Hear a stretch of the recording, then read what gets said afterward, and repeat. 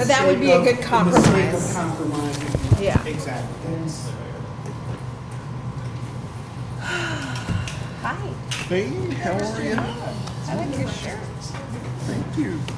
You want to sign something? Sure. I'll give everybody one. Should I? That way there won't be too many. Oh, thank you too, Mike. You got the big stack. You want to sign? Little baby one. What else can we get?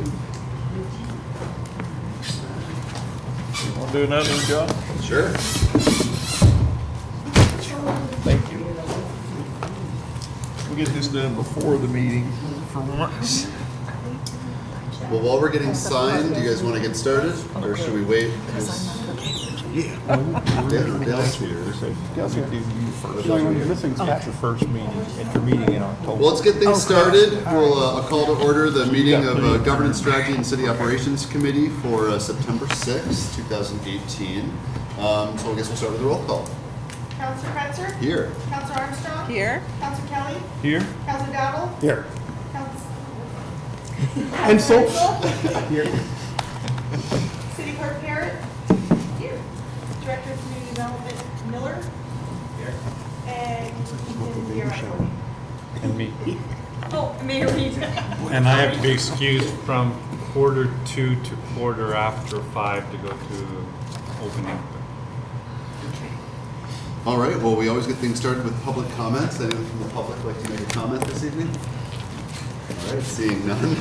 Number 2, reports from department representatives, discussions with councilors. So let's have the report from the city clerk's office of all monies received during the month of July 2018 is in the amount of $9,179.84. Do you have anything else to report?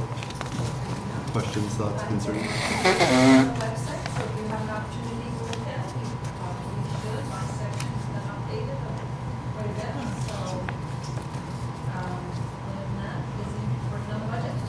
Thank you for that. Mr. Miller, do you have anything for us, or questions, thoughts, concerns? No reports at this time. No? All right. Did you want to springboard a little bit on the parking? Yeah. We received that Yeah, document. would like to go right into that. Yeah. Okay. Did you all get in your packets well, I might have just sent it this morning, so I'm not sure if you have, the outline summary of Yeah, I got it. I printed it and then I left it at home. Good intentions. Yes, I saw it as well. copies? Oh, here it is. No. You brought coffee. For the, Thank you. Nice.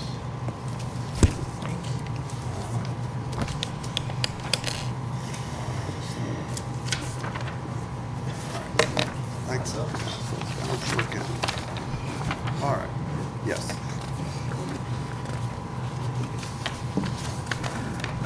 So thank you for this. Looks good. yeah, no problem. And I just wanted to let you know, we deliberately did not include any specific rates or enforcement hours on this because we did not want to commit to anything now that might have to be changed later based on changing circumstance. But after extensive discussions amongst my staff and with John Forster and other members of the city government, we've come to a series of recommendations for how to implement a parking system to best address the needs of the city and the city government, and also the requirements that will come with the development of the Durkee Street lot within the next 12 to 18 months. The goals of this system were to efficiently manage short-term and long-term parking in the downtown district, high-quality service to residents and visitors, incentivize residents and downtown employees to park at all street locations to increase traffic turnover on on-street parking downtown to increase traffic to businesses, and to also ensure that the parking system is self-funded. The first recommendation that we have is to implement a two-tier parking system. That would mean different rate structures for on-street parking and off-street parking. And again, the goal of this is to incentivize all street locations for discounted all-day parking, again, to free up as much space as possible, on the on-street spaces to ensure that there's significant turnover there. Parking tickets and enforcement policies will be established at different rates depending on the infraction. We had a discussion with Chief Ritter this morning. We asked him to provide any old information he has on what company used to use for fines when we did have active parking enforcement, and we'll use that as a basis for further discussion. Any revenue surplus collected by the parking system will be used specifically for the parking system maintenance, expansion, downtown street maintenance, and improvement. This was a recommendation from John Forrester to ensure that any surplus goes into things that people can see downtown, so they see that they're getting something for their money. Reduce the cost of the special parking assessment district downtown, which will of course make local business owners happy. The establishment of a parking advisory board that will consist of a mix of city staff, residents, other downtown stakeholders who, and the key here is to make sure that the decisions that are made by the board are based on data collected on the system. And that will involve collection of data also from the ticketing system that the police department uses, which is called Com Plus, and also from manual observations in the field on a what's likely to be a quarterly basis to ensure that we have an accurate depiction of which streets are being used at which times and which capacities, so we can make changes accordingly. The parking system board, they'll be responsible for implementing parking system changes, including adjustments to rates and enforcement policies. One of the other recommendations we have is to establish a resident pass. This is going to be a pass for downtown residents whose properties don't include all-street parking or who are not provided all-street parking by their landlords. That will, the next is... At a fee. Yeah, at a fee. Yeah. Exactly. The establishment of an employee pass, that's going to be similar to the resident pass. And both the resident pass and the employee pass are designed to incentivize downtown residents and employees to park in the off-street lots, to offer them a rate for these passes that would be below what they would pay if they paid the normal rate. And again, this is all to increase traffic on the off-street pass. Matt, can I just ask a question just to go back about the residence pass?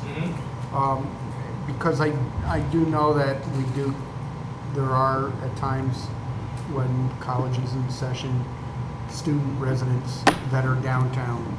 Right. So we're looking at potentially, we could have up to, in one apartment, 4 vehicles.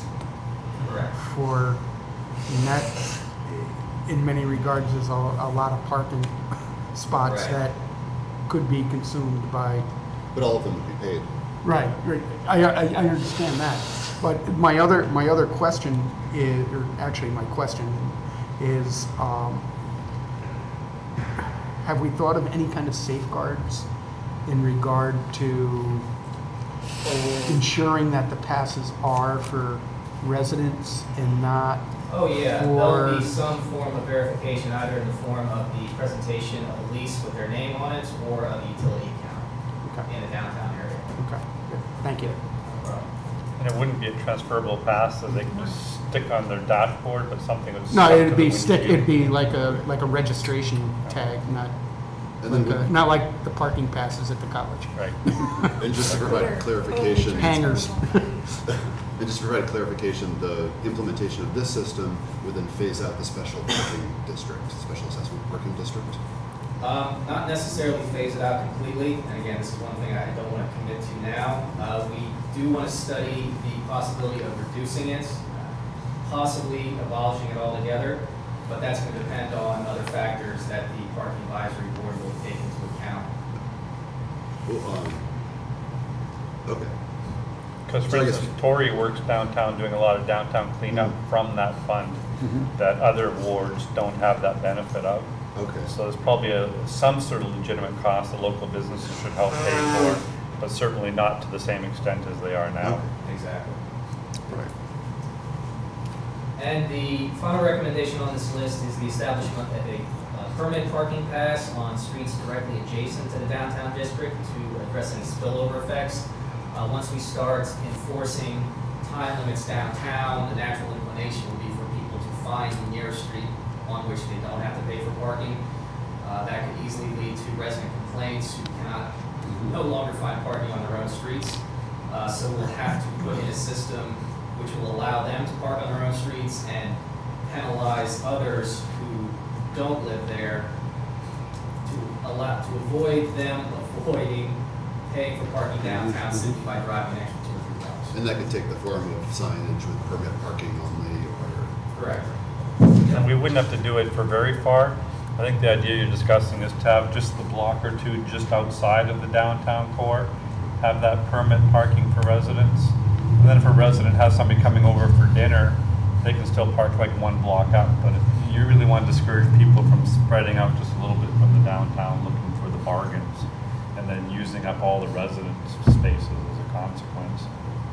And we'll initially start with, the idea is to start with 1 block in every direction, and then as the parking advisory board meets and considers collected data, if they find that people are willing to drive 2 blocks and it's causing problems at that point, then they can reassess and possibly extend those zones out. The system staffing will initially include 1 full-time parking enforcement officer and then 2 to 3 part-time parking enforcement assistants, all operating out of the police department. These job titles already exist in the civil service. Their stated responsibilities should cover the required tasks. And all the enforcement staff are to be paid from the revenue of the parking system itself, out of the fines and the revenue. And we've put together a 2-phase implementation. Phase 1, which starts right now and will run to the end of 2018, includes the creation of a new web page on the city's website for all information related to parking. That's maps, rates, enforcement hours, everything you can think of, anything a visitor would want to know before they make a trip to the city. Establish and confirm any local laws or changes to the city code for the creation of a parking advisory board and the enforcement of the system. And Dean's been working on that as well. Establish ticketing payment information. Establish a marketing campaign plan to make sure that residents are well aware of these changes before they take effect. The purchase of downtown property for the creation of new municipal parking lots, and as you know, there have been discussions about that, and those processes are underway. The establishment of the Parking Advisory Board, and our recommendation for that would be similar to the other independent boards in the city, where the members are appointed by the mayor and confirmed by the council. Hiring of a parking system staff. Again, that's the full-time enforcement officer and his assistants. The marketing campaign for the system. The establishment and clarification of the rules regarding the resident pass, employee pass, and resident permits. The RFP process for the multi-space meters, those are the kiosks that we'll be installing around the city, and for the mobile parking app. Our concept here is to put out the RFP and not just to have the companies make a recommendation as to the type of equipment to use, but also recommend locations within the city based on their own experience and their expertise, so we don't have to make a best guess based on our lack of experience in this particular area. Establish credit card transaction rates and fees, because those, of course, will factor into the ultimate revenue and profitability of the system. And also begin enforcing the current time limits downtown to get people used to the idea that the managed parking system is coming, and get them used to the idea that they'll have to start keeping track of where their parking lots are how long. Was it thought that, potentially city residents could get some kind of handout or flyer or something like in their utility bill, or Yeah. something that could just give people, a heads up in addition to the website? And Oh yeah, the more messaging we have for this, the better it will be. And the second phase of the implementation will start with the new year and run into May of 2019, which is when we expect the construction on the Durkee Street lot to begin in earnest. And that will involve the purchase of kiosks and related equipment, the beginning of a paid parking trial program at the Derby Street parking lot. Now this will involve the purchase of 2 kiosks and their installation at Derby, set up temporary collection times and rates to see how the system works on a small scale so we can iron out any inefficiencies or problems before we roll it out downtown wide. Finalize the hiring of the parking system staff. Then once the trial is complete, the installation of the rest of the kiosks around downtown, and then the full implementation and enforcement of all parking system policies initiated and approved by the Parking Advisory Board. I just have a question. So, at what point does council approval come into play for any of these So there's ideas? going to be, there's not going to be one global approval, but there'll be things that need to come to the council, such as the potential purchase of property, such as the establishment changes in local law that would establish the parking advisory board. Numerous steps that would come into place. Yeah. And then depending on that parking advisory board is set up, you may end up giving them discretion to make decisions depending on how we set it up, or they may be an advisory board that makes final recommendations back to you. Probably we're talking about the first situation though. The idea is to give them some authority. But here's the kind of overarching question I'm getting to. We approved the as a council by resolution, the parking study, but we haven't ever formally approved the adoption of Results. of the overall system. So, I mean, isn't that an omission? What, I don't know, it's not, right now it laid out kind of the plan, phase out Yeah. what it would look like. It's all, we expect that and we want that, but I mean, I'm just asking whether there needs to be a council vote on whether this is the system that we want to, that we want to fund, that we want to create. You know, I mean, I tacitly agree. I'm just talking about process. Sure, yep.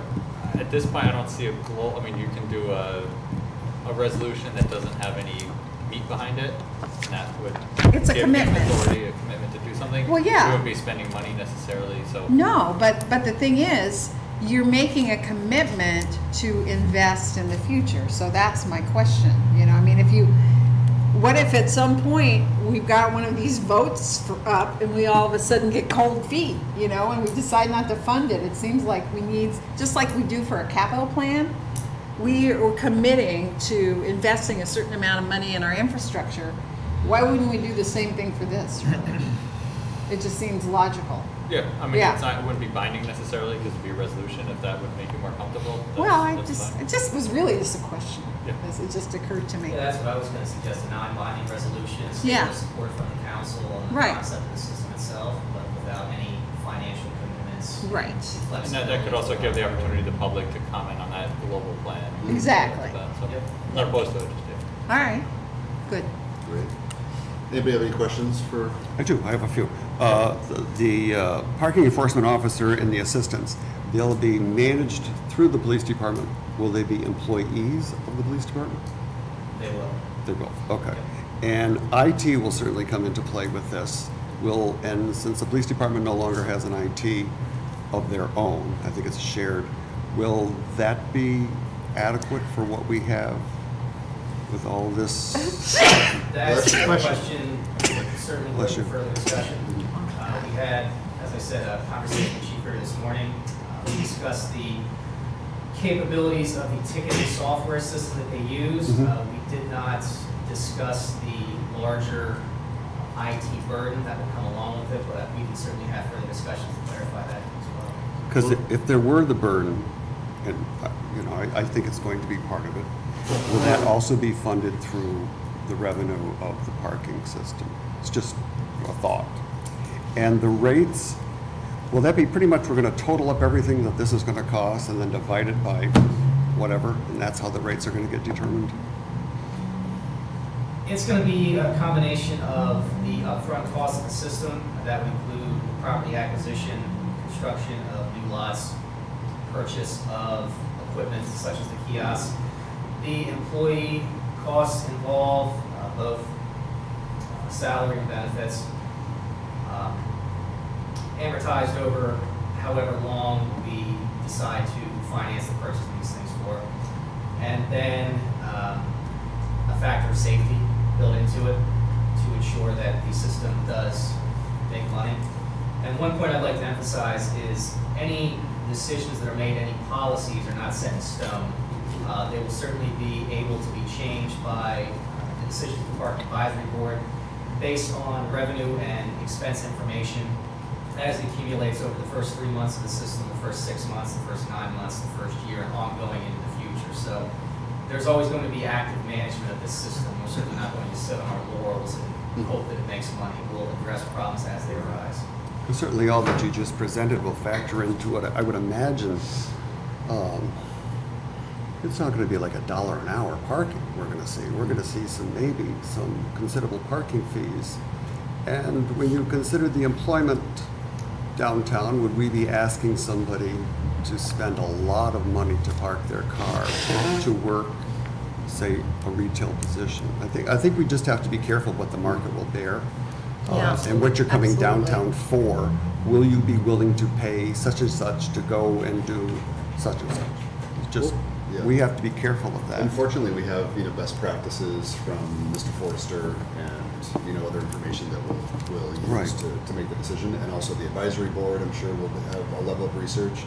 And I guess I'll just suggest, with your indulgence right now, we have 10 minutes until the meeting starts. Could we communicate any other questions via email or anything, Sure. and or talk in? Yeah, this open but I mean, I session? think there's a lot to work out, and Absolutely. I appreciate the overview and the ideas seem workable, but I do agree with Dale that we have to be so careful about whether or not we're going to discourage people from parking downtown Oh, yeah, absolutely. by having rates that people cannot afford. Yeah. And I'd just like to thank Ethan. He's done a tremendous amount of research and work on this. So, Thank you, you, sir. Ethan. Anybody have any questions about number 1? Moving on to agenda items brought up in the department. How about anything from Mr. Ruff from 2 or 3? Any questions? Not here, but we can Okay. ask them also during the regular meeting. Pardon? You want a quick rundown of those? Well, we can do it now or do it in the meeting. We Is were it- just, is We have a couple time, I think minutes? we have time now. We're in a Plus, rush. this meeting doesn't have to be over exactly at 5 o'clock. You Right. can run in, run Except for I'm over going to into move the- that we go to executive session. so. Right. I mean, do it now or do it in the work session, and they can combine, they can run over, so let's hear it now if you're ready, John, that's my Okay. opinion.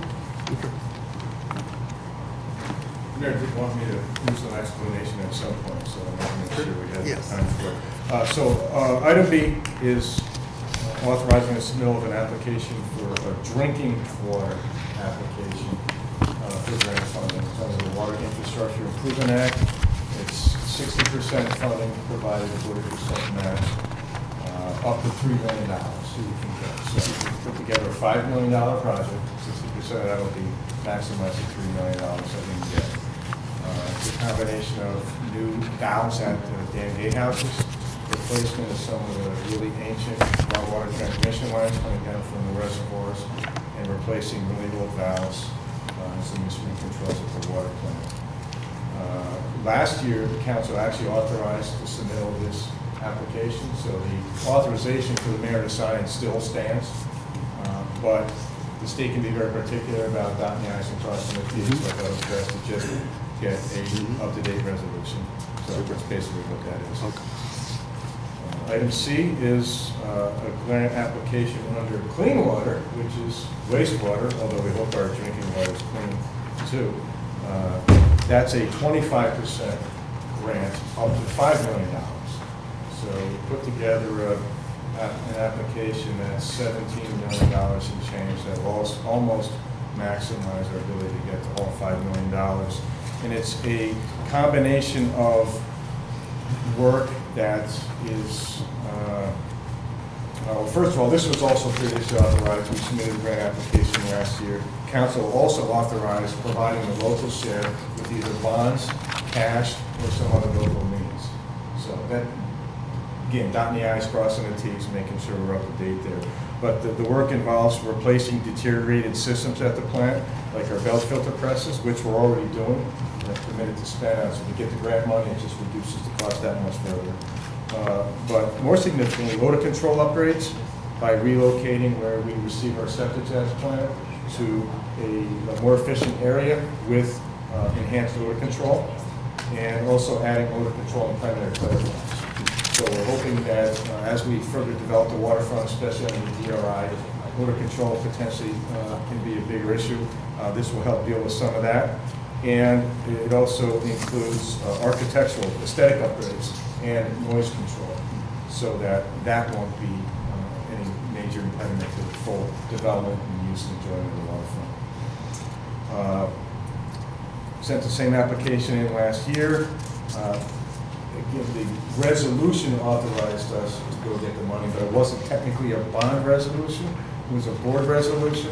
The state really wants a bond resolution. So the item D is the actual bond resolution for this clean water work, issuing up to $17.4 million in bonds.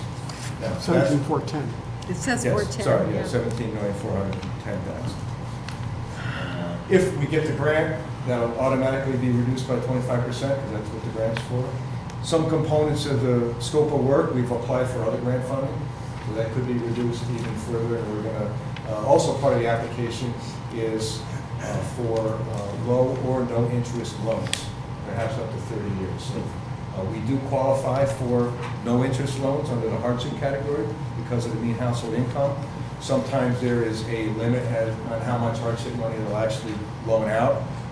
Every year it's different, but if we can get a combination of this grant funding, some other grant funding, and low or no interest loans, all of a sudden we've got a really attractive financial package. So this basically authorizes what was authorized last year, which is submit the applications, see if we get them. The mayor did want me to advise too, back on the drinking water side, that you know, we're also looking at groundwater sources outside the city. We're thinking about drilling some test wells. The test wells and the surface water supply that we have in this grant application are kind of on parallel tracks, but also supplement each other. So we're not moving away from one and towards another, or vice versa.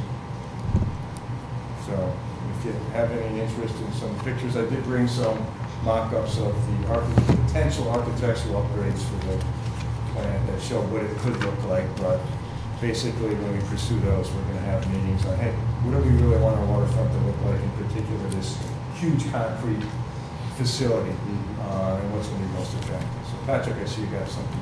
Yeah, sorry, I came in late. No, What exactly is the scope of the reconstruction of the water treatment plant? it's dewatering upgrades, which is basically the belt filter presses that take all of our sludge and squeeze the water out of it, puts it in trailers, ships it off-site. It's upgraded the primary clarifiers, which are the initial tanks that wastewater comes into to settle out solids. That's going to involve concrete rehabilitation, but also structural steel and mechanical components inside of it. It's going to involve adding odor control to the primary clarifiers and to new septic receiving facilities, which are also under the scope of this project. And then the architectural upgrades, different facade work that will enhance the aesthetics of the plant, which will also provide some noise reduction. Right now, there's not a lot of noise coming off the plant, but you do hear a hum from some electric motors. So we'll look at ways to decrease the little bit of noise that's there to make sure that's not a problem at all. So it's going to look a little different, but like there's not any additions being made onto it? Under this, no additions. Under a previous grant application that we submitted about a month ago, we are proposing to take a building that's probably 15 by 20 that's on the south side of the plant in the parking lot, relocating it to the north side. So that would be new construction, but it's really a relocation of something that's existing. As far as building new treatment processes outside the existing footprint, no. Replacement of some treatment processes inside the existing footprint, yes, in particular belt filter presses.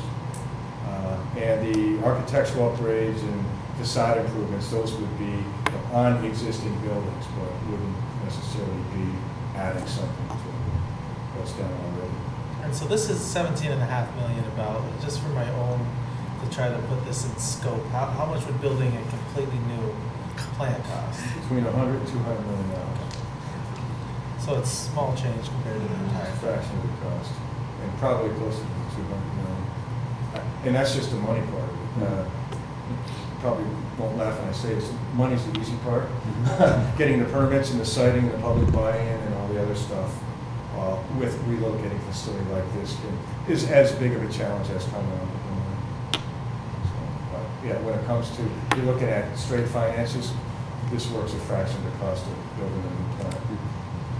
So, and that keeps coming up recurringly. You got this big waste treatment plant right on your prime waterfront. Let's move it somewhere else. The costs are really an insurmountable hurdle. Given the But fact But that you would this have is to- the you would lowest lose the- point in the. Yeah, but Right, then you we lose still your gotta- gravity, you Right. lose your gravity Yeah, but feed. then we and still have- gotta Yeah. put it somewhere else, right? Yeah. So you can put it up the river now, even somebody else's community or neighborhood. You still gotta get a site, you still gotta Right. get approval, and go to the north side.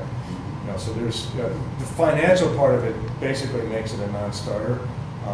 Those other issues make it infinitely insurmountable, in my opinion. So it's best to take what we got and embrace it, but make it look like a positive, mitigate the potential impacts like odor and noise, and then spend some money on making it an aesthetic attraction. Make it look like a facility where people drive down and they're like, hey, what's that? That looks really neat. Looks like a hotel. Let's go make a reservation. And they find, and That's I a share that stretch. story because other people have shared stories with me, and in the Catskills they've built some plants where Oh, people yeah? have actually thought they were hotels. I've stopped and tried to make reservations and found out it was a water resource recovery Oh facility. my gosh, okay, man, let's see. Yeah, so, Yeah, so these are some potential, and you can make, it's a blank slate, so you can make it look like a historic fort, like Ticonderoga. You Oh can my make it look God. like an Adirondack Lodge. But if we wanted to stick. Oh, look is at that one. Right, so lighthouse, probably thinking about a waterfront theme. It looks like a boathouse, lighthouse, or something, at least on the south facade. Would this eliminate the potential, and this was discussed, that something could be built on top? On the roof, like a park. This would be Stadium? just as the foundation. It's just money, and whether you want another park, now, and it's not a small amount of money if you're talking about a structure that needs to support tennis courts or basketball courts or something like that. Then we get into a whole bunch of operational issues, like, all right, we've got this structure, now we've got to ventilate it somehow. Parts of it might need to be heated. People need to get in there and have access on a daily basis and see what's going on. So it starts to move from, all right, we just built a platform to have some tennis courts and basketball courts on, into we're basically creating a whole recreational facility on top of a wastewater plant. It can be done. Mayor had some really good example of one down in New York City where they did that. You actually drive into it, you don't realize it's a park on top of the wastewater plant. And if I can ask just one more question, I touched on this before, the ground testing. I think we heard that there's 4 or 5 sites being considered for testing. Is that correct? Oh, for the groundwater wells? testing, yes. Yeah, And- that have been identified as having a really good potential. There's a Right. number of other sites that Right. we don't have enough information about to say whether or not they might. And how be. far out are they from the city? They run upwards, the furthest one's probably 5 miles. Okay, that's as farthest out, okay.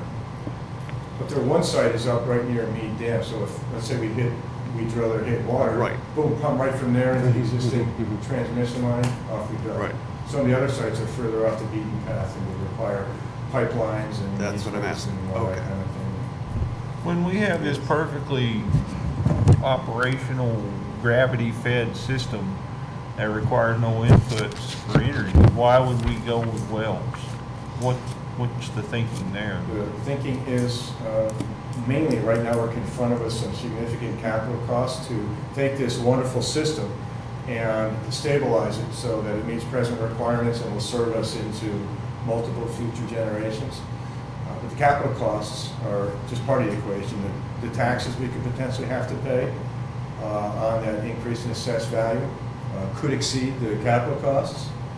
So that's why we originally started looking at the wells. We're going to be talking next week about some of the, I touched on this I think a week or two ago, about some of the seismic concerns we've got at Mead, which is starting to increase the potential cost there. One of the potential mitigating measures at Mead to reduce what we might have to invest to prevent tropical earthquakes is to permanently lower the reservoir level. If we do that, it's less storage. We want to know what it's going to cost us to be in a position to supplement that storage some other way with a groundwater. I've asked you this question once before this summer, but during this hot, dry summer, have we ever been in danger of not having enough water? It's a great water system. In addition to the gravity flow, it's wonderful watersheds too. Yeah. How long we can operate like that, I don't know. One of the proposals next week is going to be what's called a safe yield analysis.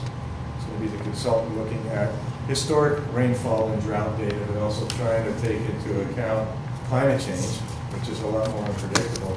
But figure out, all right, how much water can we really rely on into the next 50 years, given what we know and expect, and how much, if any, supplemental groundwater source might we need if we permanently lower this pool elevation.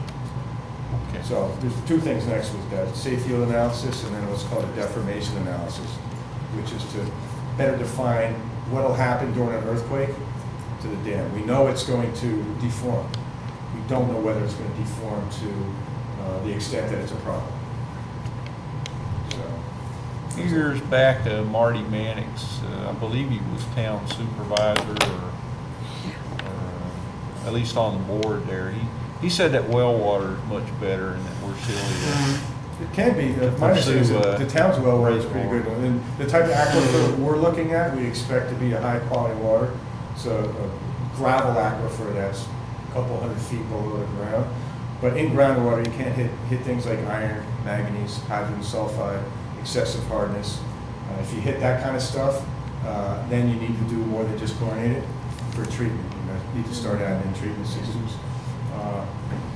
But we have a treatment plan that potentially could treat some of those things without adding anything onto our process.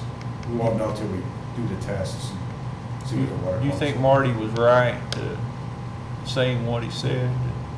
I don't know that Marty's ever been wrong about anything.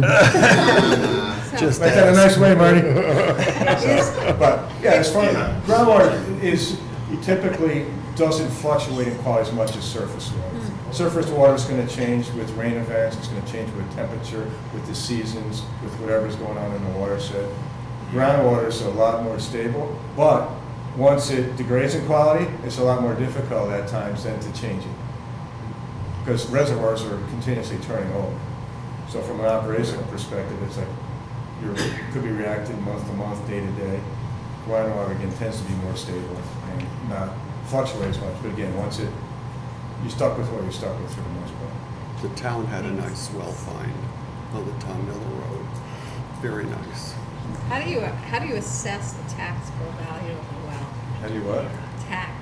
Assess the taxable value of a well. So we have to locate in the town. The starting point, if I was an assessor, would be to say what it costs you to construct that and build it. Right. Okay. And just a point of note that for our water systems and all our infrastructure, that assessment is actually called an advisory appraisal. It's done by the State Office of Property Tax.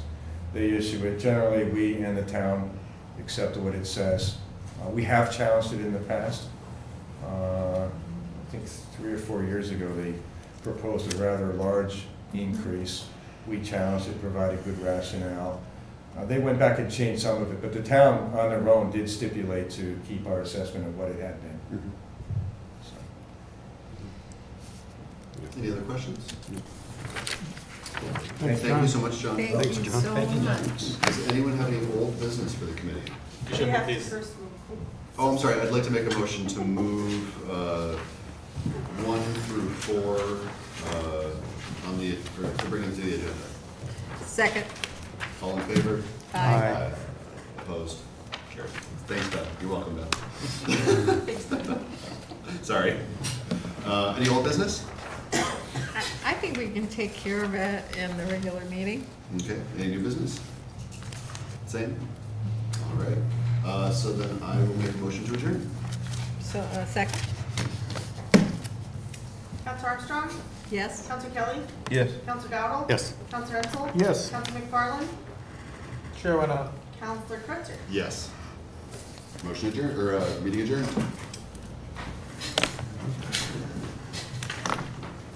Are you doing this? So I I'll guess wait- I'll I'm wait to doing move the- until he gets back. We don't have to. Okay, I move to that we So that'd go be to executive session. I have a question regarding Financial employment history of a particular the person. financial employment history of a particular person, as well as a matter of negotiation about possible acquisition of property. Second. Who All in fa- seconded it? Kreutzer? Kretzer, yeah. All in favor? All in favor? Aye. Aye. Opposed? Carried. Is the office? Just the engine of efficiency. Or you can go in the old chambers. I know, but I see Kleenex.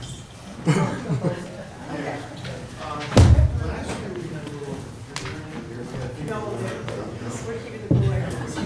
Fair enough.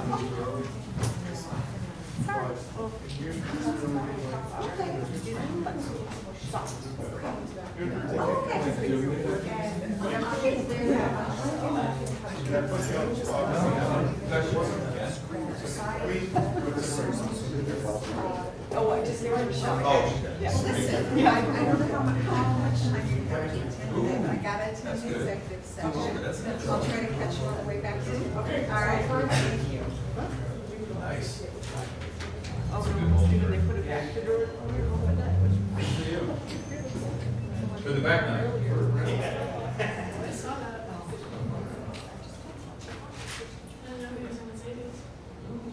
You guys might be decent that way, but we couldn't hear him. Oh, I had to turn it off. Yeah. What's his fault? Anybody want candy? I'm gonna go right here. That's full. Do I want my own candy? take one. Interesting.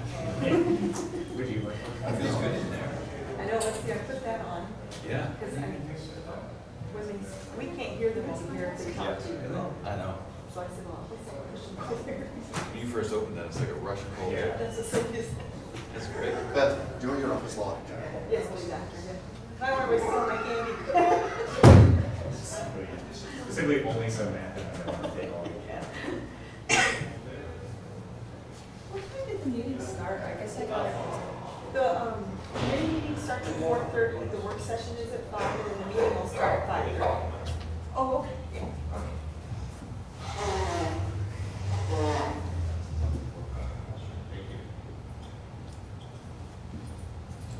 Oh, thanks. So, you've got this whole holding up signs there, you can't stop yourself.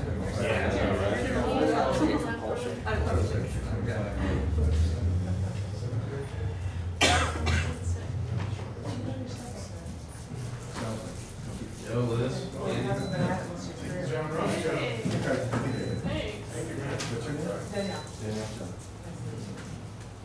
No thanks to Beth.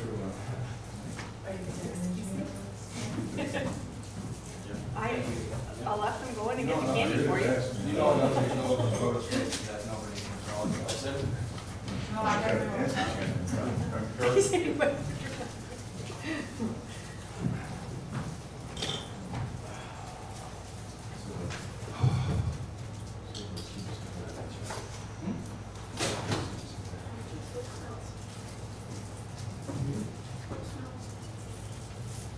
Did they finish it here today, or is this spilling over into tomorrow?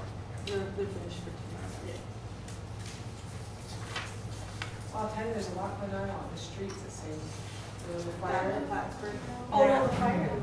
Yeah, up on Ruger, I couldn't get out, so I had to go out back on Cornelia. They shut that down.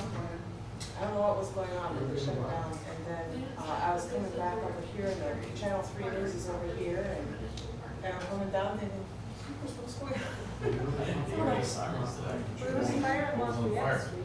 I don't know, it must have been further down on Ruger, maybe in one of the apartments to the left of Stewart's. Well, somebody told me it was at Lafayette earlier today. I don't know if they had another call, but well, that was a different call. It may not have been a fire, but it certainly had a lot of traffic. That spot is really bad. In that section where people try to come out maybe First and Stewart's. Oh, I know. That's, Yes. you get you at a bad time. Yeah. It's a busy intersection.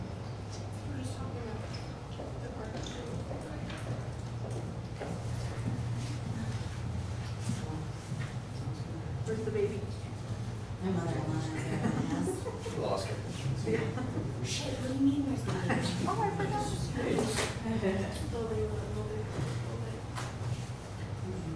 She's out driving the car. Yeah. Right around. Oh, yeah. Sounded like a new job. Great so far. Did you really have to do anything other than email people and say hi and set up meetings? I found out yesterday you were a director.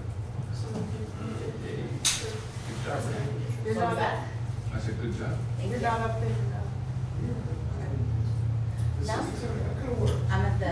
The county developments, right? Oh, I Director, man. Is it Joanne? Old position? Joanne, Melissa's, yeah. Are the development clerk? Or- No, so Melissa was like a professional services contract with the county. Okay. I think that's how it worked. It's a man. Yeah. Ah. So they did a completely different thing this time. So you're at the county? Yep. That you don't have to travel up to, what was that? Military turnpike. Oh, what? We you were mean- doing the other. Yeah, I was in Chamonix a lot. Like, a lot. That's all right. It's not that bad unless you're going like 4 times a week. Yeah. That's all right.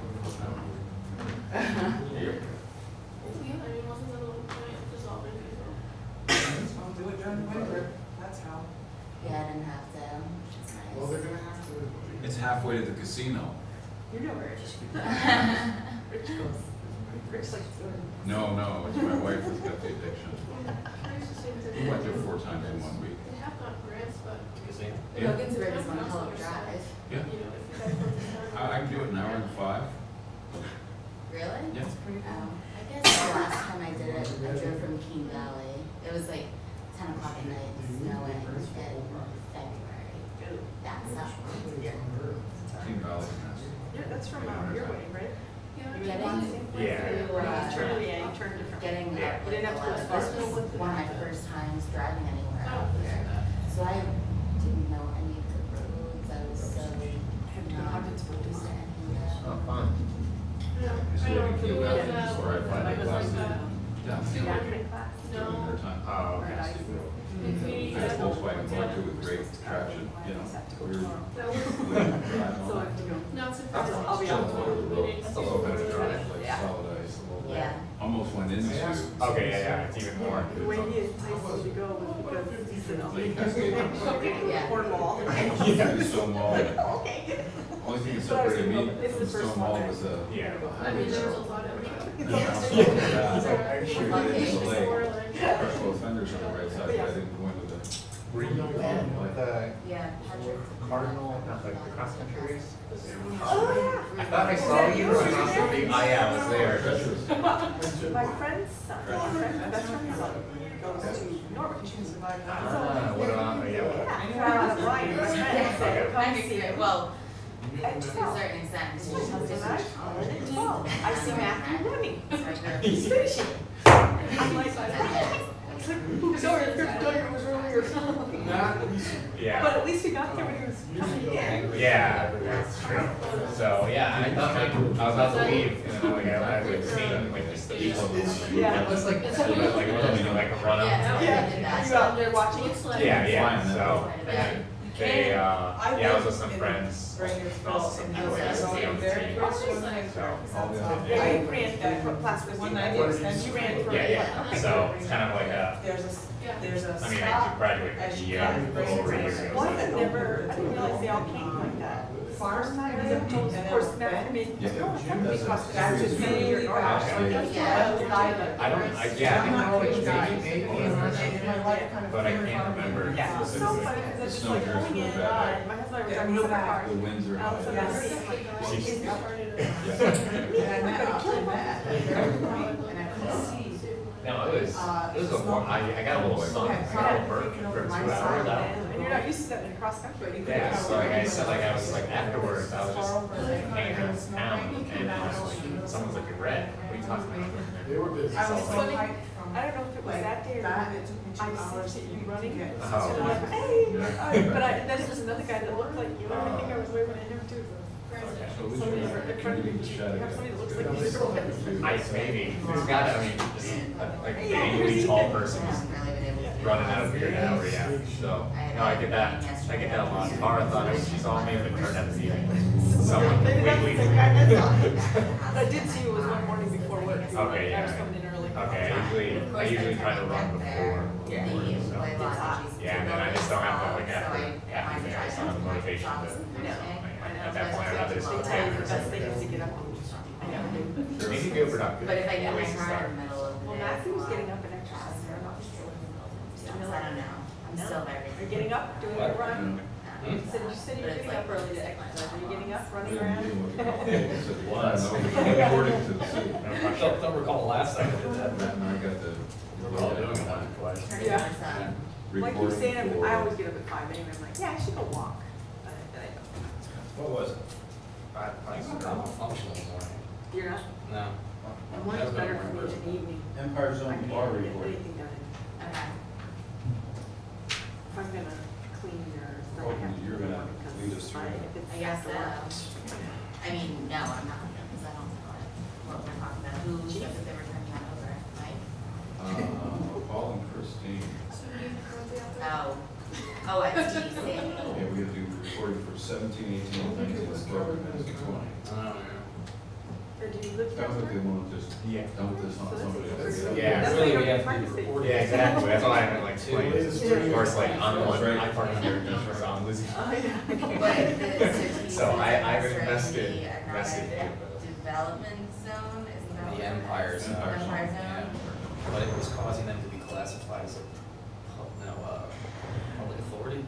Yeah. Oh, yeah, So they well, didn't want it. this is why they had, like, the IDA had Cecil in front and all of that. The state was not super, like, they were fine with how everything was being run, except they were like, oh, this doesn't really work. Matthew, are you an Eagles It's fan? not kind of a public What? Are you an Eagles? Sounds like they've lost interest in the Empire Zone. Yeah, I know, I asked them I- 76 Like years ago, somebody, but my I said, husband, they're big Eagles fans, so they're doing a big poll. Not I get the benefits I won't watch a because game he's for making a whole bunch of six stuff. seconds, but That's I won't pretty watch a game much- if somebody's got. Yeah. It's not a conversation Yeah, for they play the tonight, other don't things. they? Yeah, Play it's fans, like, so, yeah, it's it's season. That's why I get the benefits, my husband and son are making all kinds of stuff. How long Yeah. this That's awesome. issue Yeah, with that's a good Canada deal. goes on is the foreign You should have seen it in the suit. trade. They were so Which is I like didn't know a until thing you that were no like, one's oh my really been God. talking about. We haven't seen to utilize the benefits, which And I. then now they can stick it in all the New York Giants, all these. Yeah. I go in my husband's office, he owns the building on Market Street. I go in, I'm like, How where far the does that heck did you extend? get that? He's bought all Is things. that- Remember to I'm not sure. It was all over. I know Dunkin' there's Donuts had certain, something Eagles related. regions at the border. And then they were serving the like Eagles cups, and apparently they were serving them in Boston. So Oh, you should be able And to, then they realized. you can add value to it without having any customs issues and then ship it back out duty free. Yeah, they're hoping to go to a game this year. We used to do that for Oh, yeah, that'd be fun. operation at Champlain. Yeah, that's, You're shipping stuff to King Louis. Aaron from Urban, he was a huge Philadelphia fan. And he took him and his son Bring down raw to the materials in this. Super Bowl trophy, like parade. Yeah. So like they like shut the games, because like, it didn't happen on that side, Oh, so yeah, all that. he was, No duty. yeah. I realized that he was Eagles. Yeah. And hope you get So paid excited about everything. Bahrain or I Yeah. did that. If he, the leagues, all Irish, you need to. yeah, that'll, you'll be lost, that'll be, yeah, you could get lost in that conversation. In the other countries. Which you're not supposed to do. I don't feel like we should. There's no corruption. No corruption there at all. So. But by the way, send this guy $50,000 because that's the deal, he gets that, and then you sell the machines to the government. He was like off the wall. Yeah, just little things, all things. So that little visit to go pay the bill, we're like, no, you're gonna be street. And somebody's like, oh, no, come on, we'll chat. We have to go meet him in Montreal, We pay him covered cash. everything from, he has shoes, Really? Oh, yeah. bar. Oh, yeah, yeah, I don't know what it was. Oh, yeah, Yeah, sounds really it's- cool. It We went all in. No, you definitely, he's got it. Yeah. He's got it. He's good. That's what the camera points. My first friend. That's basically how Aristotle was asking I for was- fortunes. Everybody Feels like that. You know, for him to get your accounting. Oh, like one time, he was jumped off the chair.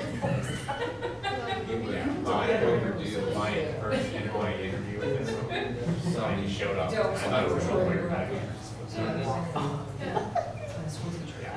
was just sitting there and he was just all. It's interesting what they're hearing. But they were all security. She's obviously. I didn't know that was.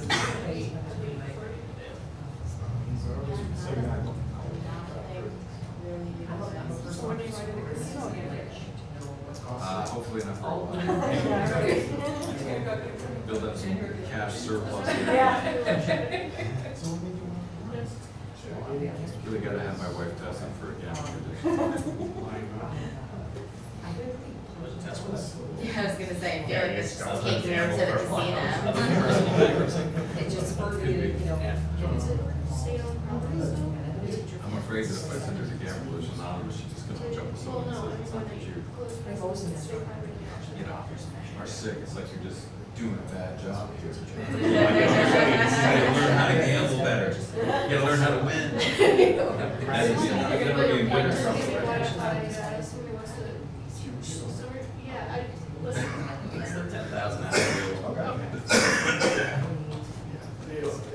I swear, all I need is another 6,000 hours. right? Mountain levels, I'm almost there.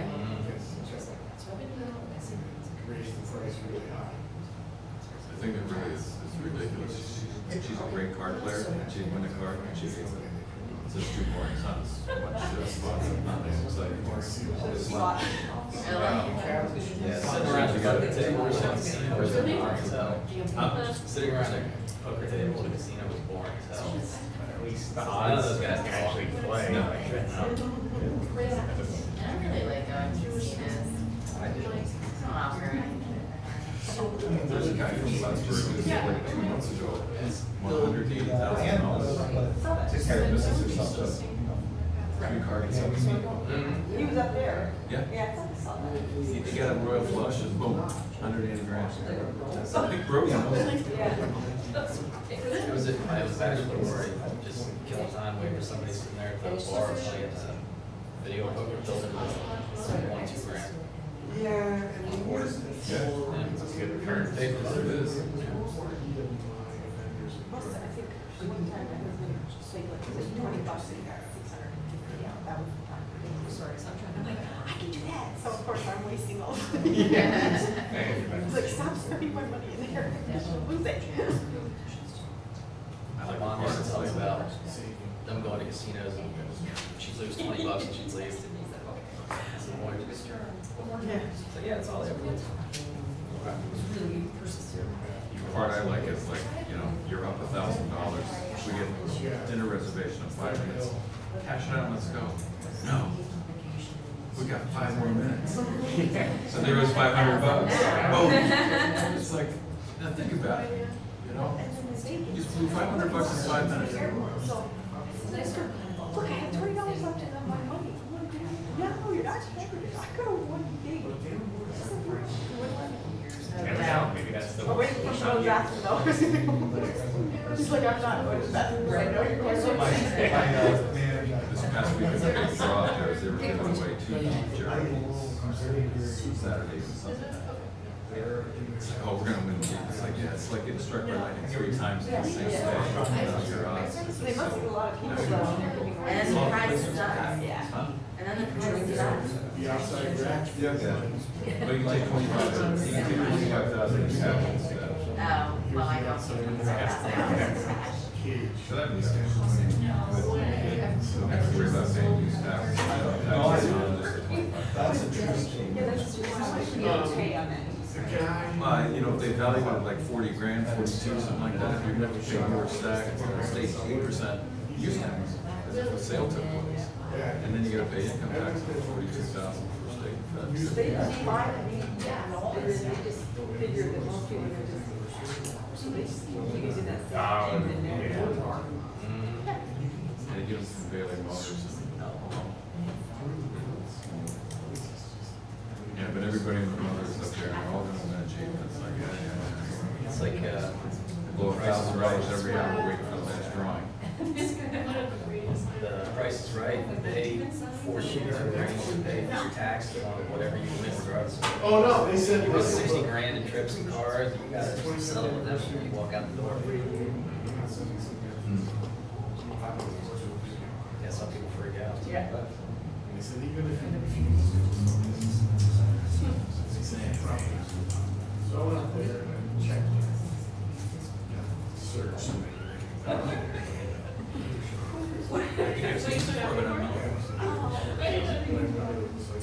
She's an interested party. When you guys go to the casino, what do you do once you do? Sometimes I'm upstairs watching baseball. Like, get bored with this. There, they have good food at the casino. Pardon me, what's They have good food at the casino. And stay on. Yeah, but they were Yeah. Yeah, I would go for a good steak. Yeah, generally steaks are what, $600-700 a piece? Where? To make it less. You get comped for dinner. Oh. If you're blowing $1,400 gambling, that's a $700 steak, would that be good? So you've been in there for 25 years? That's a common joke, it's like, it's a great steak for $1,500. The food is very good. Well, it's very Maybe we should get it. no sales tax, so it's a little bit of a break. It's about an hour. Hour and 15 minutes. If you push your speed, you can cut 10 minutes off. We don't speed. We're not supposed to speed.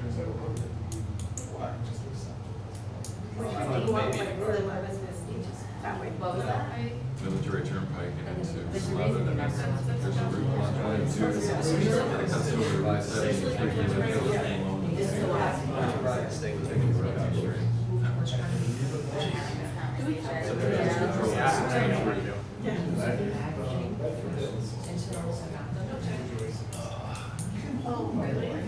I'm hoping to take a break from that for a while. Gary told somebody on the last Thursday that we went out this Not this week. Just the interview where Trisha or Pat said that when she was training for rolling skates and she got a dialogue coach to get the A lot of people. I read that and I'm like, what's it gonna sound like? All the social security money is being spent. It's a lot.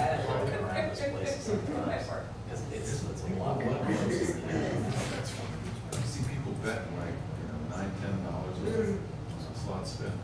Just pulls it 100 cents. Like, you wonder where they get it, but they got it. Some people see him sitting there and they can sit there for 3 or 4 hours. Oh, yeah. That glaze looking at us, it's just I like the guy that came south, he's in the middle of the bank playing 3 machines, throwing hundreds at all 3 of them. He's gonna win. He looks like he's straight off the farm, but he's got cash. It's just a pound. I even have a, yeah. Hello again. How are you?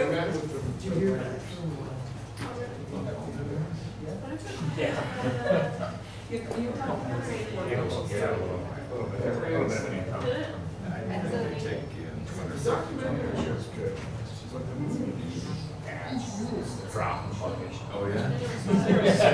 tax on gambling around the state of New York.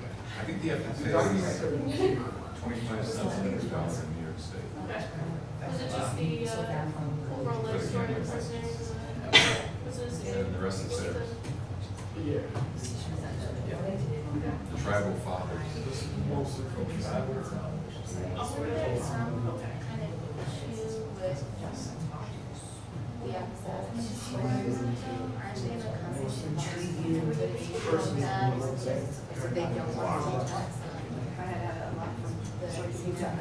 Oh, yeah, I can.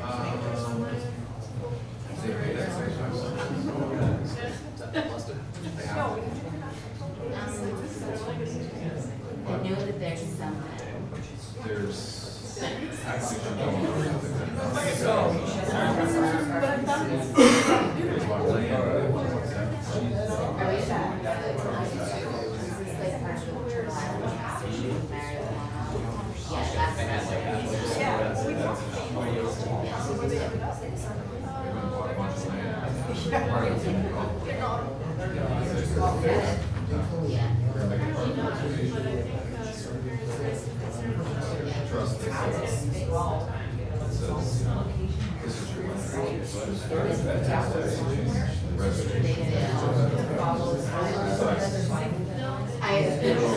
It used to be,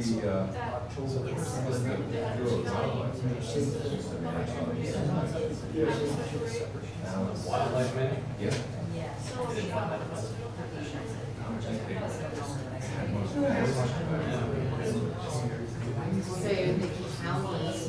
that's been trying to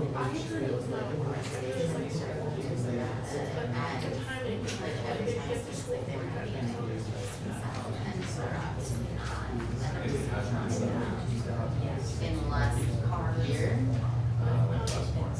Really? Interesting. I missed that.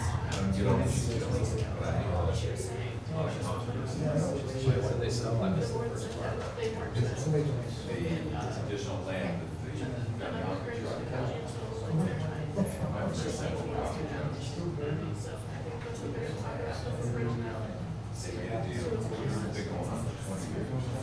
I think this was a issue that had to do with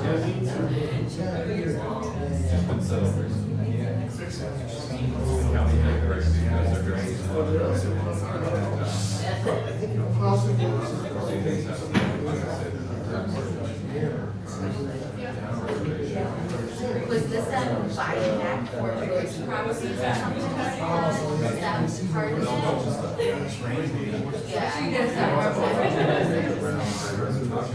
so much so that they put it on the operational parts.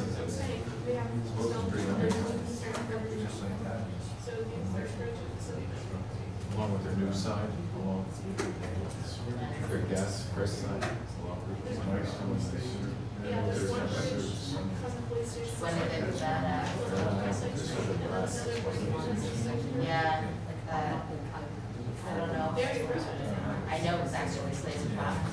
You turn right to go to their gasoline and casino. And the lake and all that stuff, and all that, it's right on the left hand side out. Just past the end.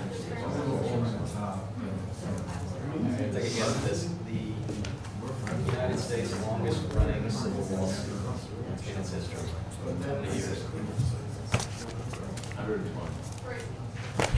57. Oh, way high. How many? 57. Who's still doing? Oh, 1834. Oh, back when that's still on State Court of Louisiana. Did you say 157? No, it's 57. 1834?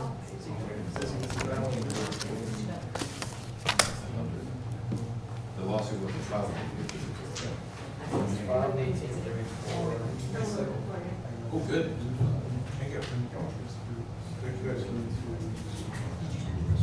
You know, I should read downstairs doing some work right now. I'm not too tired on the board. Come back up. No, I'm sorry, 1813, 1861. Oh, okay. The U.S. Supreme Court actually ruled on it. No, they didn't pass that. And at the time of the judgment, the New York Times declared the winning party the wealthiest woman. Yeah, when you, Her estate was valued at $35,000. That's a lot of money. That's a lot of money. Yeah, I don't envy it. good stuff, right? Yeah, the trackers, the videos. They'll send out your press releases, I'll just like tweet them.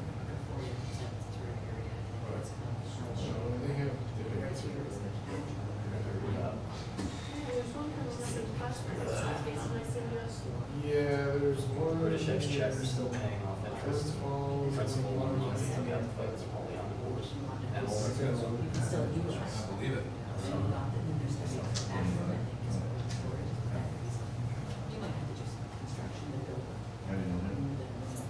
We've got some pretty old wine shop like that in the United States.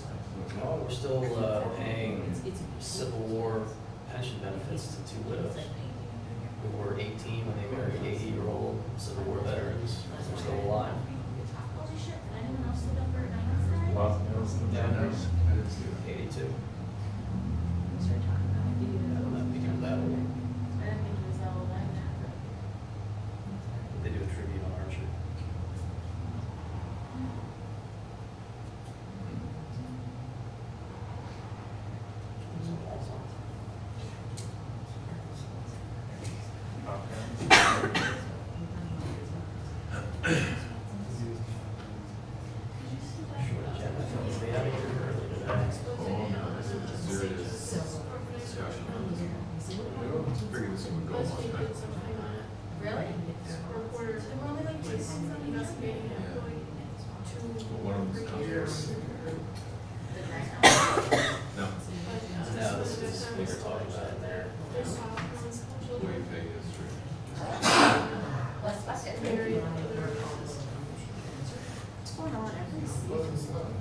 Somebody's passing around a pole, that guy. I tell you what, I want to get rid of it. And it's like large doses of cognac. 3 or 4 grand around the edge, right in the road. Killer zero. Sort it out.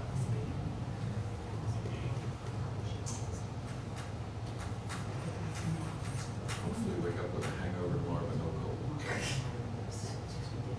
You know, they have stuff called cold medicine. It doesn't work.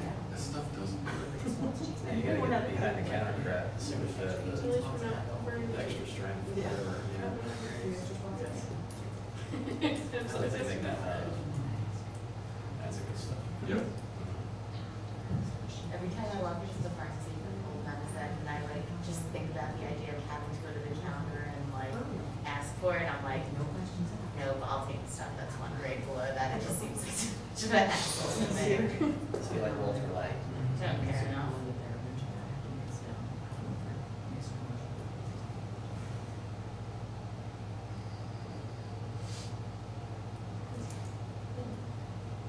I'm going in there, but it's really stuff things out. It does allow you to function like you have nothing wrong with you at all. It's fantastic.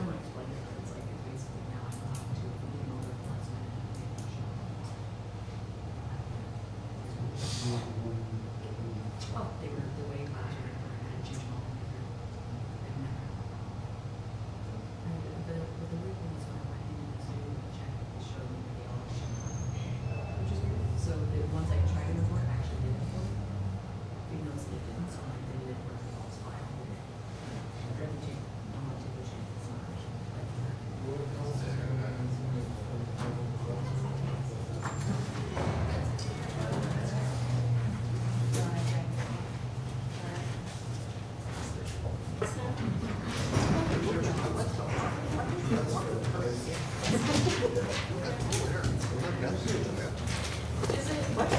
Cool air. Right, that's. Oh, yeah. Oh, it took me all summer to figure that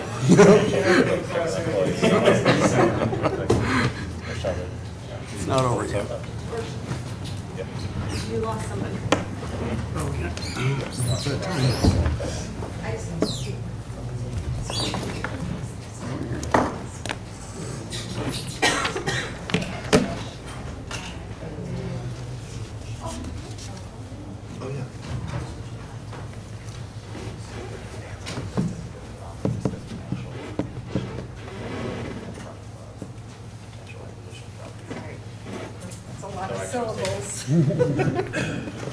Yes, and no decisions were made, but we did discuss the acquisition of property and the employment conditions of a particular, and salary of a particular employee. No decisions were made. Let's begin today's council meeting with the Pledge of Allegiance, please. Pledge allegiance to the flag of the United States of America and to the republic for which it stands, one nation, under God, indivisible, with liberty and justice for all.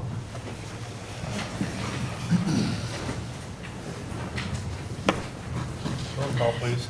Mayor Reed? Present. Counselor Armstrong? Here. Counselor Kelly? Here. Counselor Dowdle? Here. Counselor Ensel? Here. Counselor McFarland? Present. Counselor Kretzer? Here.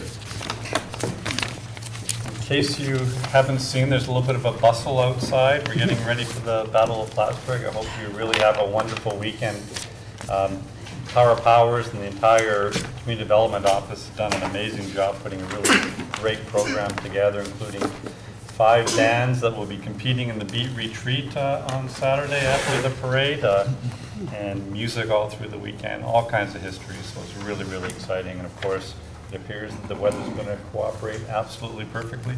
Oh, and don't forget the fireworks too. It's going to be a great weekend. So I hope you all enjoy it. Thank you. Resolved that the minutes of the regular meeting of the Common Council held on August 30th, 2018 are approved and placed on file among the public records of the city clerk's office. Moved by Councilor Armstrong and seconded by Councilor Ensel. Discussion? All in favor? Aye. Opposed? Passed. Resolved that the payrolls of the various departments of the city of Plattsburgh for the week ending September 5th, 2018 in the amount of $103,135.38 are authorized and allowed, and the mayor and the city clerk are hereby empowered and directed to sign warrants drawn on the city chamberlain for the payment thereof. Moved by Councilor Kelly and seconded by Councilor Dowdle. Discussion? All in favor? Aye. Opposed? Passed. You've got various reports in your packets. Can we have an update from Governance Strategy and City Operations? Councilor Kretzer. Thank you. Our most recent meeting preceded this meeting, so tune into YouTube if you'd like to catch the up-to-the-minute accountings. We moved a number of resolutions from the committee to this agenda, and I don't have any other comments. Councilor Armstrong? Well, we did receive a report from Director Miller regarding the parking system ideas that have been developed, and a timeline for implementation. And I'd just like to add that I brought up the suggestion that we have a non-binding resolution to approve the idea of going to a paid parking system, just because I felt like we ought to commit to that in the same manner in which we do, let's say, a capital plan. So. Thank you. That's it. City Infrastructure, Councilor Ensel. Yes, our regularly monthly meeting will be next week. We do have a couple of items that will be on the agenda that we do know of from Mr. Ruff, and I suspect we'll get updates on the repaving initiative from Public Works. I did notice today that there was work beginning, preliminary work on Cornelia Street. So I believe also some preliminary work has begun also on Veterans Lane. So I think Veterans Lane will be beginning on Monday. Monday. If I recall. Thank you. Finance and Budget, Councilor Kelly. Last week, we were presented with the 2019 budget, and I spent the last week studying it very carefully. And I'm pleased by what I see. I do have some questions, and I would encourage each counselor to do the same. Study the budget closely and formulate your questions. Councilor Ensel, I believe next week we begin with DPW. we're going to have a infrastructure department. Yes, and you be prepared for that. You have time to do that. Okay, wonderful. Then we'll count on that. Okay. So I'm not sure if we should do it after the regular council meeting or during work session. Well, I was thinking that we can go through the infrastructure, start with the infrastructure committee meeting, right on time at 4:30 and hopefully use some of the work session to just spill over into the budget. Okay, that sounds like an excellent plan to me if everyone agrees with that. So, great, that's it. Thank you. And can I ask a question? In terms of discussing the budget, if I have questions, and I do, that there's a thread throughout the budget, can we ask those in general, or yes, rather than just go by department, yes, by department, by department? I have some of those questions too, Dale. So, what I was wondering, Mike, and this was just my thought, we do have our different committees to review some of the budget, and then possibly after that, maybe spend another meeting or two to go over some of the specifics and maybe the underlying questions, as Councilor Dowdle referred to. Absolutely. We can do that. Excellent. And we can submit requests for information prior to the meetings, correct? And my part of this is pretty much done. I've been working with Mr. Marks.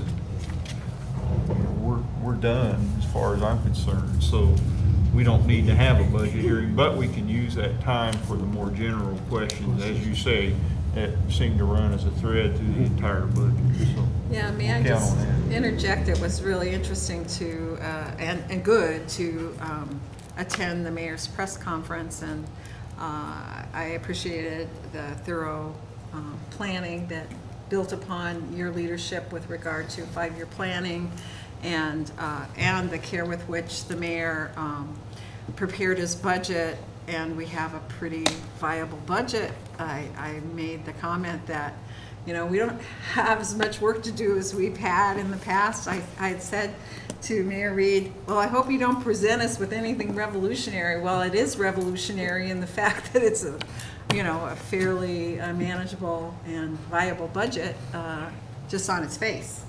And I know that we could benefit from looking at it and seeing how to economize, and, you know, that's the long-range goal anyway, but I appreciate this budget. And I'll say that I actually found it very helpful to sit in on the different budget meetings that the mayor had with the... That was a great invitation. Appreciate it. And some work that you can continue to do, those we still need to iron out the 5-year capital plan. So your various groups within your committees can start vetting those suggestions, and then your budget committee can finalize that too. And we did leave, we underspent a little bit, knowing that some of the capital plans and matches, et cetera, may impinge upon the general fund. So there is a little bit of room still, and certainly there's an awful lot of road building that we can still do in the city of Plattsburgh, and sidewalk repairs. So there are definitely things that I'm leaving up to you to figure out how you would like to have done. Oh, I'd also like to add one more thing, and that is a thank you to Joel Templio for his article in the Press Republican yesterday about the budget process. That was very informative and very nice, Joe. So thank you. Thought he did a good job of talking about department heads and their contributions, and the council's contribution, and the mayor's contributions, and just led to the impression that it's a team effort, which it is. So, thank you very much. What was that comment? Elizabeth did. You're not the big news. Elizabeth, don't feel slighted. I haven't had a chance to read your article yet, but I will. She always does a good job. Yes, she does. Well, thank you. Public Safety, Councilor Dowdle. I have really no updates since our last meeting. Public Library, Councilor Armstrong. No updates. And MLD, Councilor McFarland. There's not much of an update, although we are going over a rewriting process and review of cryptocurrency legislation. So hopefully that will be out in the next few weeks. And but other than that, no update. Thank you. Resolved, the reports as listed are hereby ordered received, and any written reports are placed on file among the public records of the city clerk's office. Moved by Councilor Ensign, seconded by Councilor Dowdle. Any further discussion? All in favor? Aye. Opposed? Passed. No correspondences this time. Resolved that the bills ordered by the Common Council for the week ending September 7th, 2018 in the amount of $334,463.95 are authorized and allowed, and the mayor and the city clerk are hereby authorized and directed to sign warrants drawn on the city chamberlain for the payment thereof.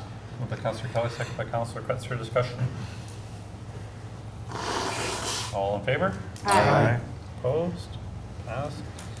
Are there any members of the public that would like to come please address the council on agenda items? There will be another public comment period at the end of the meeting for various items. We'll confine now to agenda items only. Seeing none, let's continue. Resolved in accordance with the request, therefore the Common Council authorizes the mayor to sign a consulting contract in the amount not to exceed $6,200 with Robert M. Sutherland, P.C. for surveying services to provide an Alta ACSM survey for certain lands known as Clinton County I'd like Tax to make a Parcel. motion to waive the reading and move resolutions A through D. All of item 7. Yes, and yes, waive and move. Moved by Councilor Kretzer, second by Councilor Ensel. Discussion. All in favor? Aye. Opposed? Discussion of the items themselves. On A, I assume this has something to do with the DRI, even though that wasn't stated anywhere. That's correct. Okay. Just to give a baseline so we can understand the various locations of facilities and sewer and water lines, et cetera, to share that with the developers that may be interested in the site. Just wanted to say it's very encouraging to see that work beginning. Thanks a lot. Any further discussion?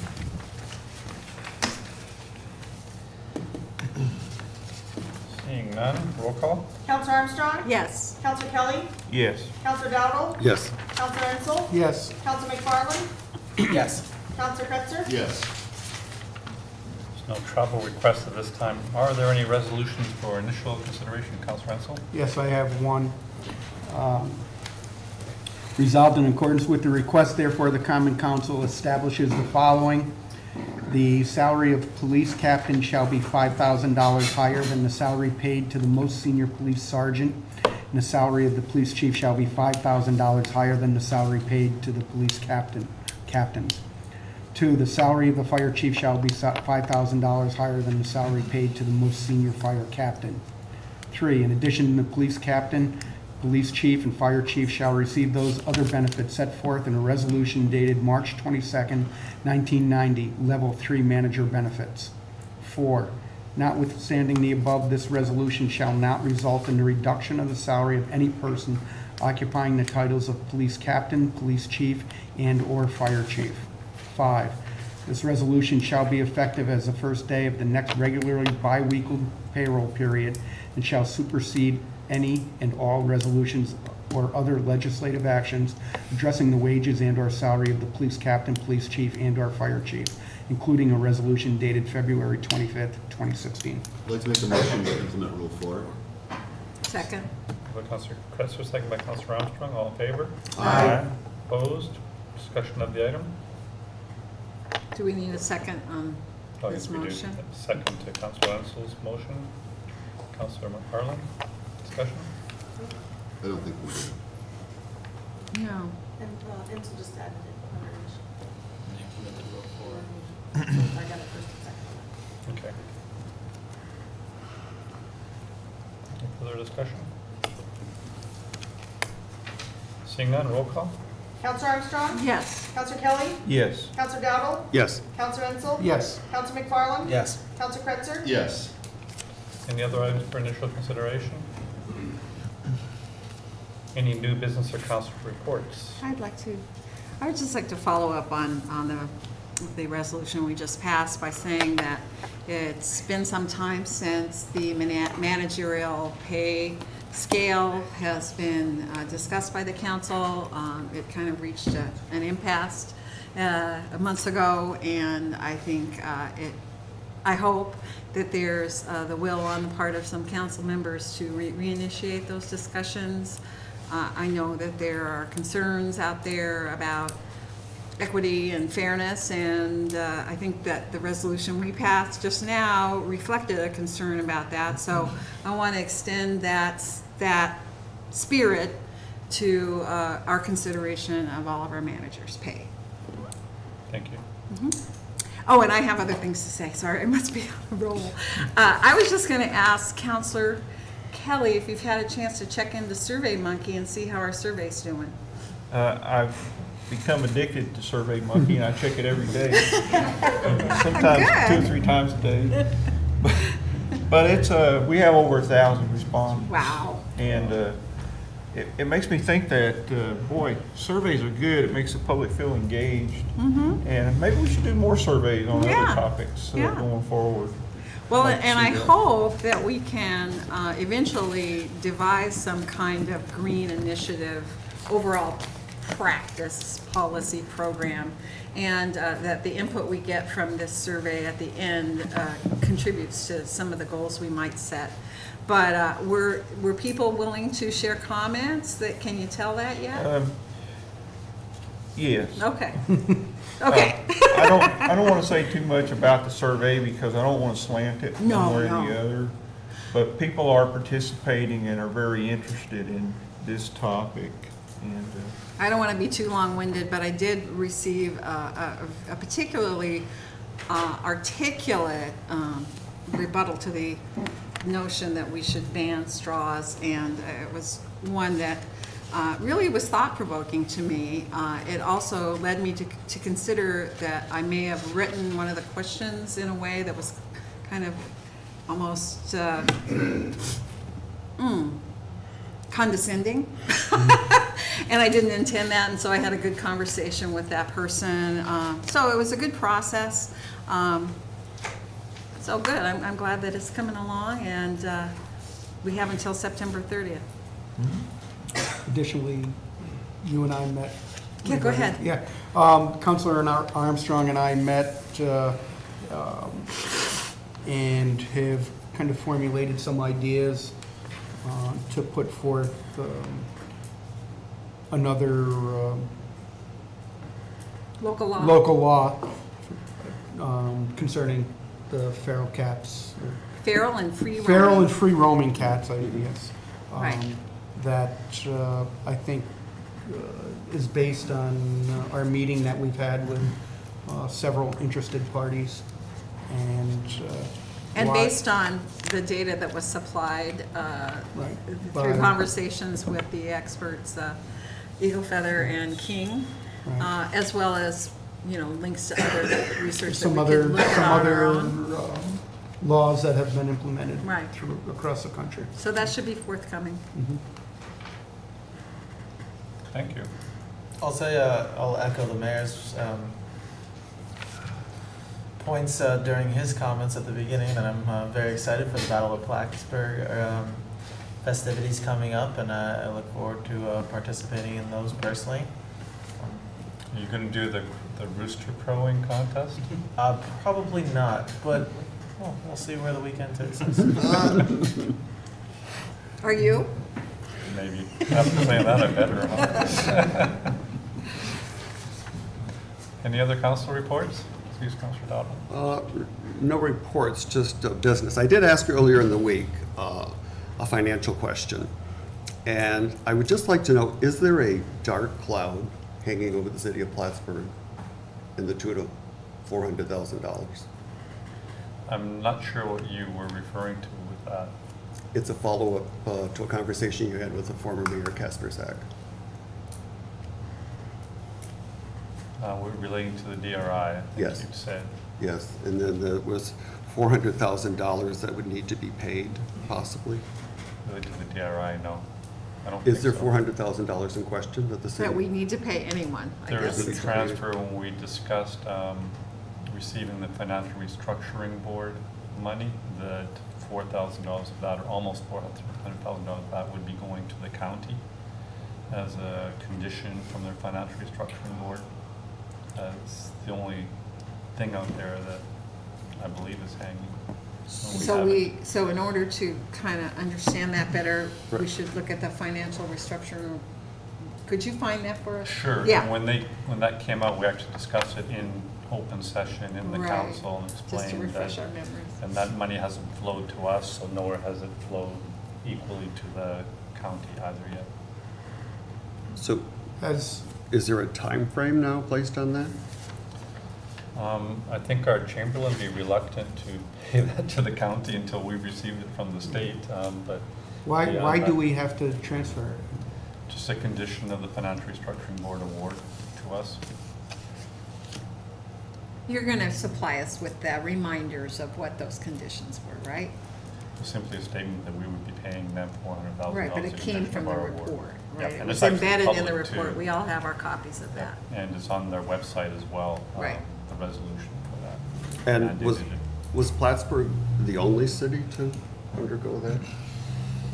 I Are think there this was cities paying some their sort of fees? special grant or movement of funds that was unique to Clinton County.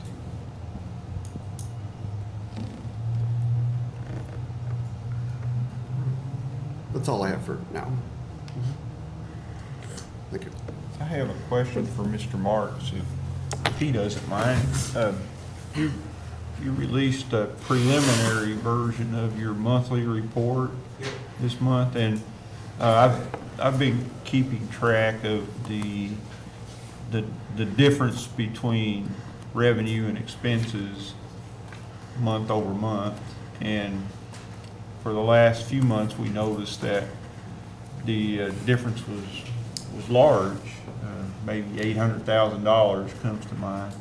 This month it's only about $300,000 if I read it correctly, and I try to figure out why, you know, that dropped so much. And I know you always say don't count on that. It's a matter of timing, but I reasoned in my own head that was it perhaps the fact that August 2017 was the first month that the department reorganizations that we did took effect, and we started to see some savings from there.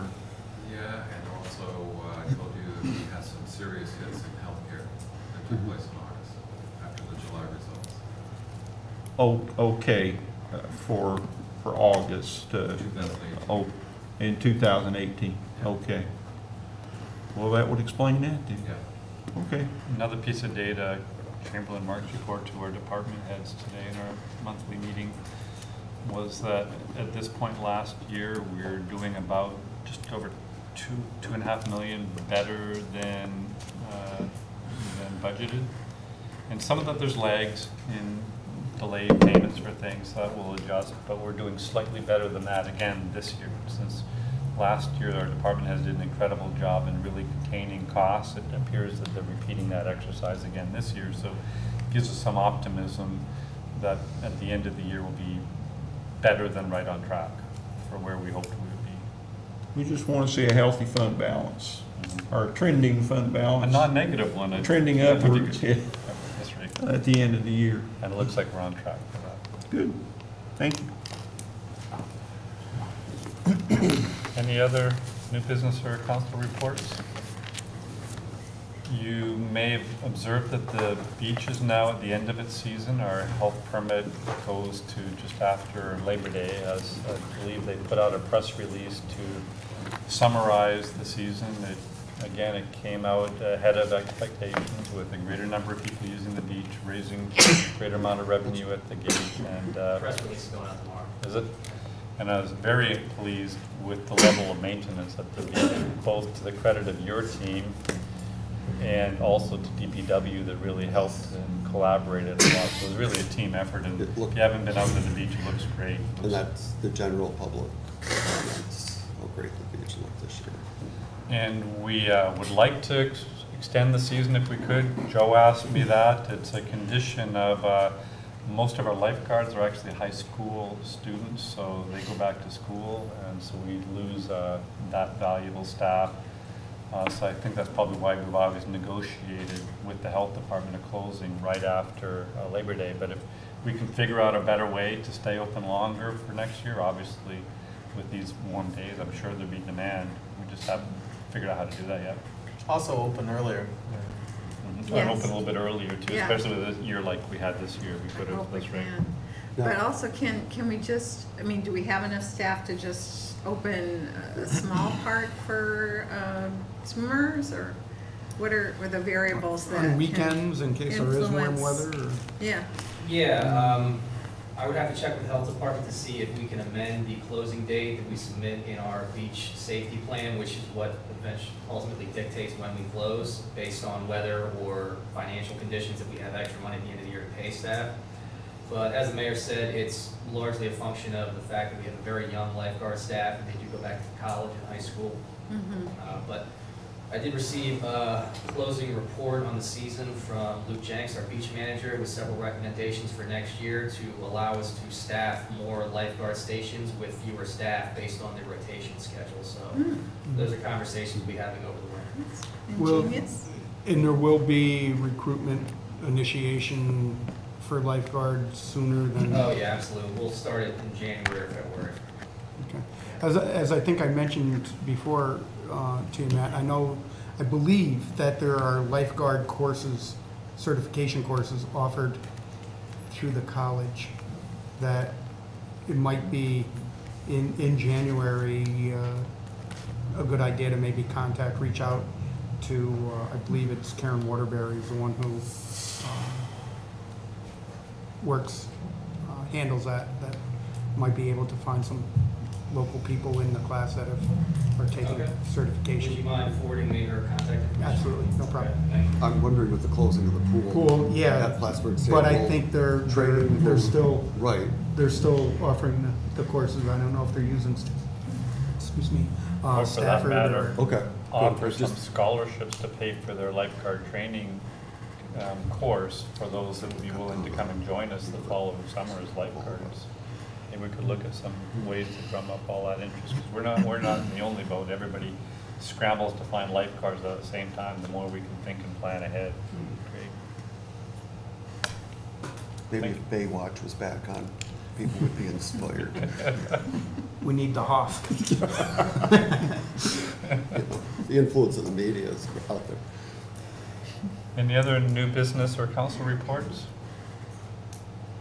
Seeing none, this is another opportunity for the public to please come forward and discuss with council any issues of mutual concern.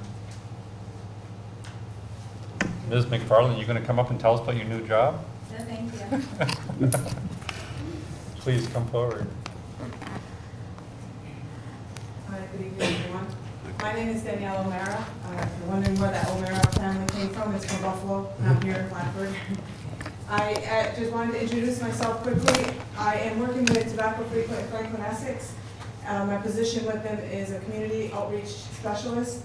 In particular, what I'm working on is making sure that the TFO or Tobacco Free Outdoors policies are being adhered to, that we are making sure we follow up with signage, anything that needs to be updated. If your logo needs to be placed on the signs along with our information, wanted to make sure that that was taken care of. Most signs these days include e-cigarettes and vaping. So if your signs are not including that, and we would like to have that included, then that is something I would help you to take care of. If you have any questions, I am not new to the program, I'm just coming back after a little hiatus. I love what I do. I love the fact that I have worked with other mayors and councils in the Franklin County area on making sure that their public areas are also tobacco free. So I briefly talked to Rochelle and wanted to let her know who I was and what I'm doing. So hopefully I will continue that communication with you. And if there's any other questions, I'll be glad to try to answer them. If not, that's all I needed to do, is just share who I was. Okay. Thank you. Thank you. Thanks for what you do.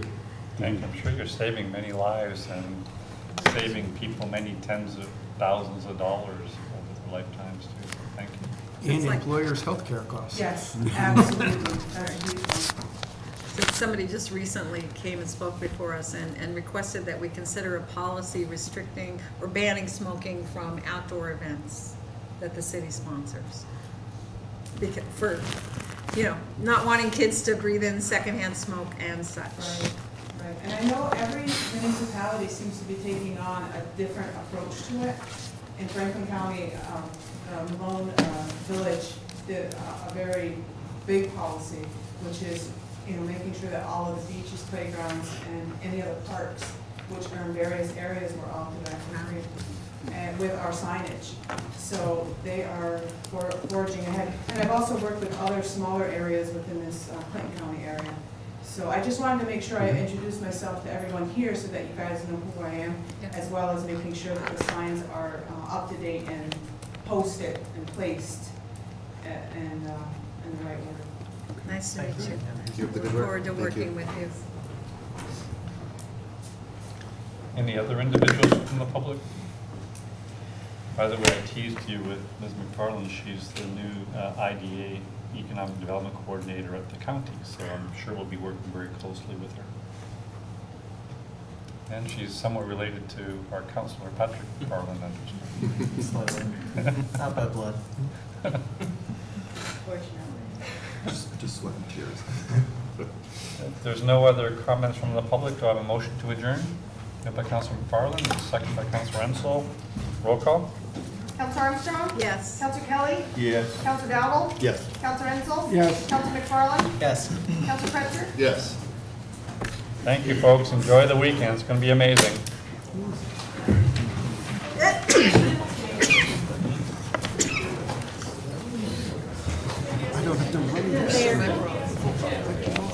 Sorry, I don't want to shake your hand at some sure. Oh, okay. Well, you know it, okay? I do. She's got a little thing in there,